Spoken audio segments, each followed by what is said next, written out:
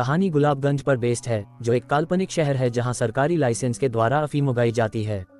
अफीम की स्मगलिंग का ज्यादातर हिस्सा गांची और नबीद की एक दूसरे की जानी दुश्मन गैंग्स द्वारा कंट्रोल किया जाता है।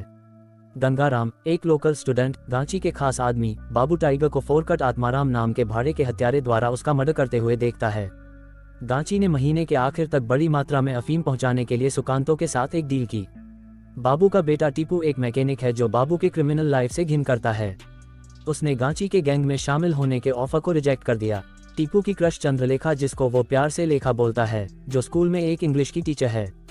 टीपू लेखा को अपनी फीलिंग्स को एक्सप्रेस करते हुए अंग्रेजी में एक लेटर में लिखकर इम्प्रेस करना चाहता है। चूंकि वह अंग्रेजी नहीं बोल सकता, इसलिए उसने लेटर लिखने के लिए गंगाराम और उसके दोस्तों नन्नू और इखलाक को काम पर रखा। जब गंगाराम को पता चलता है कि लेटर लेखा के लिए है, तो वह उसमें गलत गलत बातें लिखता है क्योंकि उसे भी लेखा पर क्रश है। लेटर से लेखा नाराज हो जाती है और टीपू को डांटती है। गुलाबगंज में एक नया नार्कोटिक्स अफसर अर्जुन आता है। करप्ट पुलिस ऑफिसर मिश्रा उसे अफीम तस्करी सिस्टम के बारे में समझाता है और इसमें शामिल होने के लिए कहता है, लेकिन अर्जुन मना कर देता है। घर पर अर्जुन अपनी पत्नी मधु और बेटी ज्योत्सना, जिसे जो के नाम से जाना जाता है, उनके साथ रहता है। अर्जुन उन सभी से एक मिस्टीरियस कॉल छुपाता है।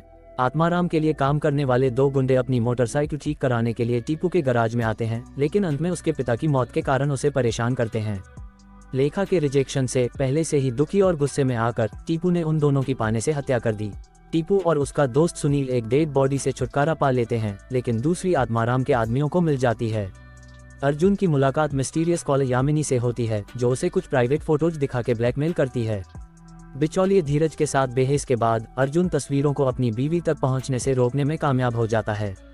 गांची, जिसने कभी इतनी बड़ी मात्रा में अफीम स्मगल नहीं किया था, अर्जुन को रिश्वत देने के लिए मिलता है, लेकिन अर्जुन मना करता है। टीपू को पता चलता है कि गंगाराम ने उसके लेटर में छेड़छाड़ की है और नन्नू से उसे एक नया लेटर लिखवाता है। जब वह लेखा को नया लेटर देता है तो वह उसके लिए उसकी फीलिंग्स को एक्सेप्ट करती है, लेकिन उससे शादी नहीं करना चाहती क्योंकि वह बहुत सिंपल है और उसमें वो क्वालिटीज नहीं है जो लेखा को चाहिए। हालांकि वह इस बात से इम्प्रेस है कि उसने अपने हाथों से दो लोगों को मार डाला, जिससे टीपू अनकंफर्टेबल हो गया। अर्जुन को पता चलता है कि एरिया के सभी बड़े पैमाने के अफीम किसान दो गैंग के साथ काम करते हैं और केवल छोटे किसान ही सरकार के साथ काम करते हैं। वह अपने ब्लैकमेलर प्रताप, एक बदनाम IAS अधिकारी जो अर्जुन की इन्वेस्टिगेशन के कारण जेल में है, अर्जुन को मिलने के लिए बुलाता है। घर पर गांची एक नई सीढ़ी से गिर जाता है और गंभीर रूप से घायल हो जाता है। आत्माराम और उसके लोगों ने टीपू और सुनील को घेर लिया। टीपू भागने में सफल हो जाता है, लेकिन पर आत्माराम उसकी आंखों के सामने सुनील को मार डालता है। गांची ICU में है और कोमा में है। गांची का बेटा जुगनू और उसके आदमी इस खबर को छुपाने की कोशिश करते हैं। हालांकि आत्माराम को पता चल जाता है और वह नबीद को इसके बारे में इन्फॉर्म करता है। इस अवसर का फायदा उठाते हुए नबीद ने गांची को सप्लाई करने वाले किसानों पर छापा मारना शुरू कर दिया। सुनील की मौत से परेशान टीपू शहर छोड़ने का फैसला करता है क्योंकि वह खुद को अनइम्पोर्टेंट फील करता है, लेकिन आत्माराम को देखने और यह महसूस करने के बाद कि वह आत्माराम से अपने दोस्त की मौत का बदला लेगा, उसने अपना मन बदल लिया। वह गांची गैंग में शामिल हो जाता है और उसे ICU में गांची की सुरक्षा करने का काम सौंपा जाता है। अर्जुन की मुलाकात प्रताप से होती है, जो अर्जुन की लाइफ और करियर को उसी तरह नष्ट करने के अपने प्लान को तैयार करता है जिस तरह अर्जुन ने उसके करियर को नष्ट किया था। अर्जुन की मुलाकात यामिनी से होती है, जो एक्सेप्ट करती है कि उसके मन में उसके लिए फीलिंग्स हैं। अर्जुन उसे फोटोज के नेगेटिव्स हासिल करने के लिए बोलता है, पर वो इनकार कर देती है क्योंकि वह प्रताप के लिए वफादार है। जो द्वारा क्लास में उन्हें लगातार शर्मिंदा करने के बाद गंगाराम, नन्नू और इखलाक ने शहर की एक दीवार पर जो का अश्लील पेंटिंग बनाया। सुकांतों के दबाव में जुगनू ने अतिरिक्त अफीम पैदा करने के लिए सरकारी किसानों को लूटने का फैसला किया। जैसे ही गांची के कोमा में जाने की खबर फैलती है, उसका गैंग एरिया में दबदबा खो देता है। ये पता लगाने की कोशिश करते हुए कि खबर कैसे लीक हुई, जुगनू गलती से ICU के डॉक्टर को मार देता है। उसके साथ ही गैंग के सदस्य उसे उसकी पहले मर्डर पर बधाई देते हैं, लेकिन उसने जो किया है उसे देखकर उसे घृणा होती है और उसे उल्टी होती है। जुगनू अपने दोस्त निर्मल से मिलने जाता है। जुगनू अभी भी हत्या करने के सदमे में है। जुगनू कॉलेज के दिनों को याद करना चाहता है, लेकिन निर्मल चुपचाप है क्योंकि वह अब शादीशुदा है। मिश्रा ने जुगनू को सुकांतों के साथ समझौते से पीछे हटने की सलाह दी, लेकिन जुगनू ने उसे टाल दिया। मिश्रा फिर सुकांतों और नबीद के बीच एक मीटिंग तय करता है क्योंकि उसे विश्वास नहीं है कि जुगनू अफीम पहुंचा सकता है। जो गंगाराम के स्केच के कारण स्कूल में परेशान हो रही थी और नन्नू के साथ उसकी दोस्ती हो गई थी, उसे नहीं पता था कि वह भी स्केच में शामिल था। नन्नू उसके लिए फीलिंग्स को डेवलप करते हुए स्केच को धोने का फैसला करता है।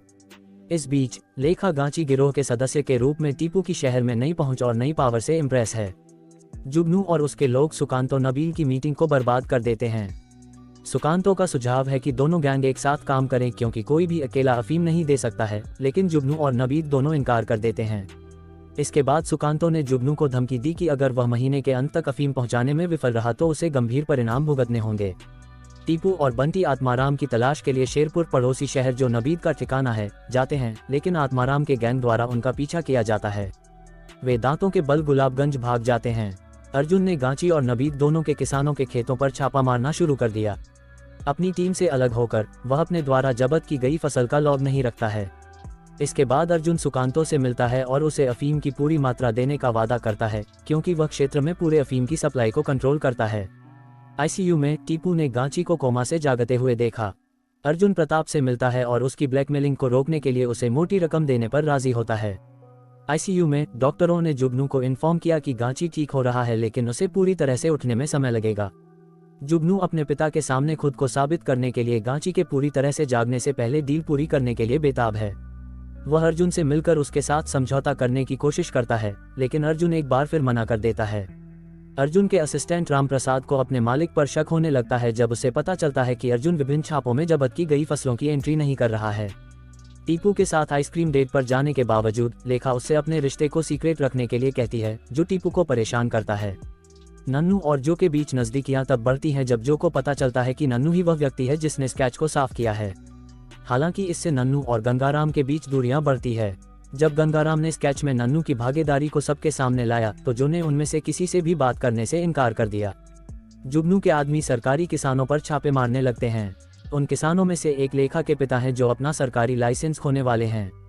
जब टीपू को इसके बारे में पता चलता है तो वह जुगनू से थोड़ी मात्रा में अफीम छोड़ने के लिए विनती करता है ताकि लेखा के पिता अपना लाइसेंस बचा सकें, लेकिन जुगनू ने मना कर दिया और काम और प्यार को मिलाने के लिए टीपू को डांटा। इस बीच नबीद ने आत्माराम को गांची को मारने का ऑर्डर दिया, जिससे आईसीयू पर हमला हुआ, जिसके रिजल्ट में टीपू गांची को बचाते हुए आत्माराम का सामना करता है और उसे पैंट के ऊपर से गोली मार देता है, जिससे हिटमैन घायल नहीं होता है, लेकिन इतना डर जाता है कि वह और उसके लोग हॉस्पिटल से भाग जाते हैं। अर्जुन ने राम प्रसाद को अपने आइडिया के बारे में समझाकर अपने साथ किया कि चोरों से चोरी करना अपराध नहीं है। गंगाराम लेखा को अपने दिल की बात बताता है कि वो उसे पसंद करता है। अर्जुन सुकांतो के साथ अफीम डिलीवरी की तारीख तय करता है, लेकिन टीपू और बंटी उसे देख लेते हैं। जुगनू को पता चलता है कि उसका पिता गांची घर में लड़का न होने की वजह से नबीद को अपना उत्तराधिकारी बनाने के लिए तैयार था। जुगनू को हैरानी होती है कि गांची अपनी बेटियों में से एक को बिजनेस चलाने की अनुमति क्यों नहीं देगा। जुगनू तब नबीद से मिलता है और अफीम डिलीवरी पर मिलकर काम करने की कोशिश करता है, लेकिन नबीद केवल उसकी बेइज्जती करता है। टीपू को पता चला कि अर्जुन एक सरकारी वेयरहाउस में छापे से मिली इल्लीगल अफीम को स्टोर कर रहा है।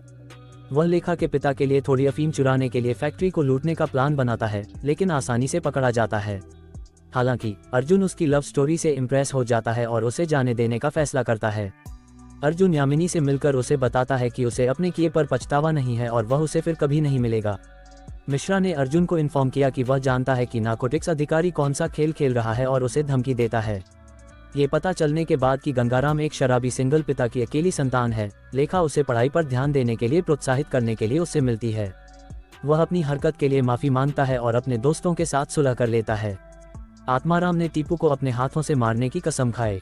जब टीपू को जुगनू की नबीद से मीटिंग के बारे में पता चलता है तो उसे लगता है कि दोनों गैंगस्टर एक साथ काम कर रहे हैं। इस बात से परेशान होकर कि उसका बॉस उस आदमी के साथ मिल जाएगा जिसे वह अपने दोस्त की मौत के लिए जिम्मेदार मानता है, वह और बंटी जुगनू को सबक सिखाने की कसम लेते हैं। अर्जुन प्रॉफिट के 50% के बदले में अफीम को एक गोदाम में ले जाने के लिए मिश्रा के साथ एक सौदा करता है। अलग से वह टीपू को गोदाम से अफीम चुराने और जंगल में सुकांतो को डिलीवर करने के लिए कहता है, बदले में वो लेखा के पिता का नाम क्लियर कर देगा। नबीद के अपमान से तंग आकर आत्माराम ने उसे उसके घर में ही मार डाला। जाने के बाद बिचौलिए धीरज ने आत्माराम को जो को किडनैप करने के लिए काम पर रखा है। नन्नू जो के लिए एक गाना लिखता है और उसे सुनाना शुरू करता है, लेकिन आत्माराम के आदमी उन दोनों को किडनैप कर लेते हैं। जुगनू को अफीम के ट्रांसफर के बारे में पता चलता है और वह कंट्रोल लेने के लिए गोदाम में पहुंचता है। एक खतरनाक गोलीबारी के बाद जुगनू ने मिश्रा को मार डाला, लेकिन पाया कि अफीम गायब है। निर्मल को ढूंढते हुए वो उसे एक गोली से मरा हुआ पता है। टीपू तय की गई जगह पर अफीम पहुंचाता है, लेकिन जब सुकांतो वहां पहुंचता है तो उसे कुछ नहीं मिलता है। इस बीच आत्माराम अर्जुन से कहता है कि वह अपनी बेटी को छुड़ाने के लिए उसे अफीम पहुंचा दे। सुकांतो के आने से कुछ टाइम पहले अर्जुन ने जंगल से अफीम ट्रक चुरा लिया। निर्मल की मौत से गुस्से में जुगनू ने सुकांतो के ग्रुप के साथ गोलीबारी के लिए उसे उकसाया और अकेला जिंदा आदमी बचा है। गंगाराम और लेखा, जो और नन्नू को बचाने के लिए आत्माराम के ठिकाने पर पहुंचते हैं, लेकिन हिटमैन के गुंडों द्वारा उन्हें पकड़ लिया जाता है। लेखा को ढूंढता हुआ परेशान टीपू गलती से वैन से आत्माराम को कुचल देता है, जिससे उन्हें लगता है कि उसकी मौत हो गई। अर्जुन अफीम लेकर आता है और बच्चों को बचाता है। इस बीच धीरज की मौत हो जाती है। आत्माराम दोबारा जिंदा होता है और टीपू पर हमला करता है, उसे 3 बार काटता है, लेकिन चौथा कट लगाने से पहले टीपू अपने पिता की बंदूक से उसे गोली मारने में कामयाब हो जाता है। अस्पताल के रास्ते में लेखा को उसके पिता का नाम क्लियर करने वाली रसीद देने के बाद टीपू उसकी बाहों में बेहोश हो जाता है। यामिनी अर्जुन को फोटो नेगेटिव देती है, लेकिन उससे मधु के लिए सही काम करने के लिए कहती है, न कि केवल अपने अपराध के लिए। वह प्रताप को फोन करके बताता है कि उनका सौदा खत्म हो गया है और वो सारी अफीम सरकार को लौटाने का फैसला करता है। आत्माराम, जिसे मृत अवस्था में छोड़ दिया गया था, अपने चाकू की ओर बढ़ता है। जुगनू महिला के वेश में आईसीयू में पहुंचा। ये निष्कर्ष निकालने के बाद कि वह कभी भी वह बेटा नहीं बन सका जो उसके पिता उसे बनाना चाहते हैं, वह गांची को वेंटिलेटर से हटा देती है और उसे मार देती है। वह आगे चलकर चीजों को अपने तरीके से करने की कसम लेती है।